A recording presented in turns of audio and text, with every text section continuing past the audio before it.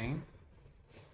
कल दिनांक 28/7 को हमारे कुरुक्षेत्र में सिलसिलेवार 2-3 वारदातें स्नैचिंग की हुई, जो एक ही तरह की घटनाएं थी। एक बुलेट, जो घटना के बाद हम जब मौके पे गए तो सीसीटीवी कैमरे हमने देखे तो उसमें एक बुलेट चालक था, लड़का, और 2 लड़के जो उसकी हेल्प के लिए आगे और पीछे खड़े थे। वो राह चलती लेडी से उन्होंने पर्स छीनने की कोशिश की, और वो एक लेडी ने तो पर्स जब नहीं छोड़ा तो उसने छीनने की इसने कोशिश की, उसने पर्स छोड़ा नहीं तो वो लेडी पीछे की सीटते हुई चली गई, काफ़ी चोटें उसको आई हैं। इसी तरीके से इन्होंने जो दूसरी वारदात करी वो महेंद्रो देवी पत्नी सोमनाथ थी, वो भी अपने पर्स लेके बाजार की तरफ जा रही थी और उसका पर्स इन्होंने स्नैच कर लिया था। उसके पर्स में एक मोबाइल था, 3500 रुपये के करीब रुपए थे, और उसका एक आधार कार्ड था।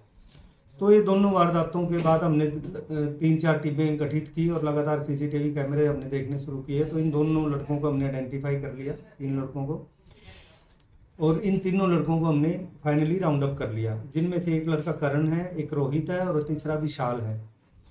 जो करण है ये बुढ़ेड़ा का रहने वाला है, और रोहित भी बुढ़ेड़ा का। ये दोनों आपस में जो कजन ब्रदर हैं।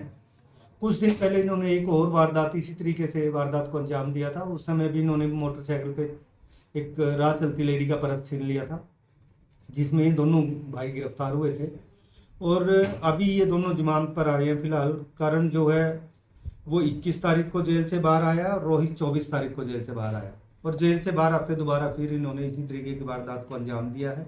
अब हमने इन तीनों लड़कों को गिरफ्तार कर लिया है और इनकी निशानदेही पे वो पर्स जो इन्होंने महेंद्रो देवी से छीना था वो बरामद किया है। इन्होंने फ़ोन को एक मारकर तोड़ दिया था, क्योंकि इनका कहना है कि पिछली बार फ़ोन की वजह से पकड़े गए थे, तो वो फ़ोन भी टूटा हुआ हमने बरामद कर लिया और वो पैसे भी इनसे बरामद किए।